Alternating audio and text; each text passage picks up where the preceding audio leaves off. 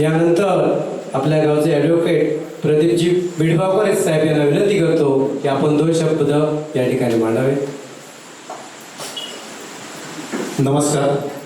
वराडगावचं आराध्य दैवत श्रीदेव बेताळ, श्रीदेवी सातेरी, स्वयंभू महादेव, त्याचप्रमाणे वराडातील सर्व शक्तिपीठ ज्या ठिकाणी आपण बसलोय ते लक्ष्मीनारायण सावरवाडची सर्व शक्तिपीठे यांना प्रथमतः मी नमस्कार करतो.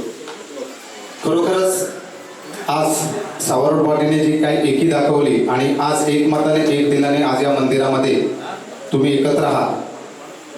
आम्ही सुद्धा कुसरेवाडी महसूल गावामधील तुमचाच एक अविभाज्य भाग आहोत.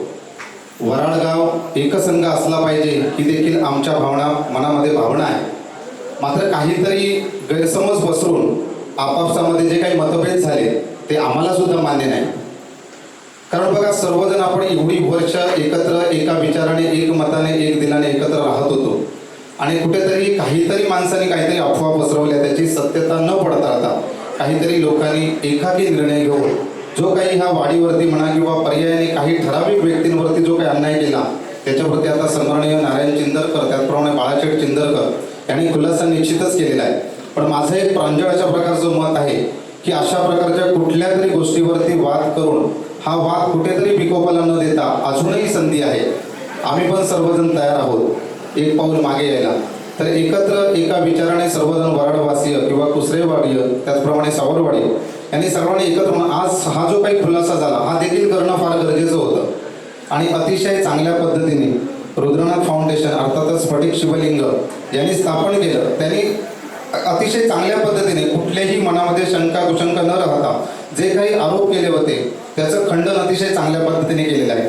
सनातन संस्कृती हिंदू धर्माला आम्ही मानणारे सर्वजण, मग अशा बऱ्याच जणांनी सांगितलं, तर त्या ताईंनी सुद्धा अतिशय उत्कृष्ट प्रकारे सांगितलं की जिथे आपल्याला मंदिर दिसतं तिथे कुठेतरी श्रद्धा दिसते, तिथे आपण नतमस्तक होतो. असे आपण सर्व हिंदू धर्माला मानणारे आणि सर्व मराठी माणूस आहोत आपण आणि हिंदू धर्मी आहोत. तर आपण अशा प्रकारचा मतभेद न करता ह्या कुठेतरी एका वाईट प्रवृत्तीने जाणारे जी लोक आहेत ते काहीतरी अफवा पसरवतात आणि सावरवाडचं नाव आमचे भाऊबंधकी आहेत, सर्वजण हे सर्व मित्र आहेत आमचे.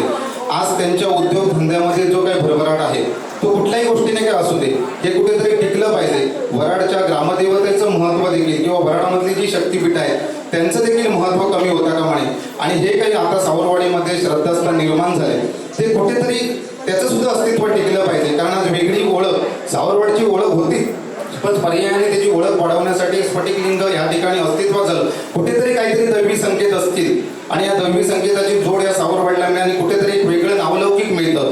तर कुठेतरी त्याचा देखील आपण विचार केलेला पाहिजे.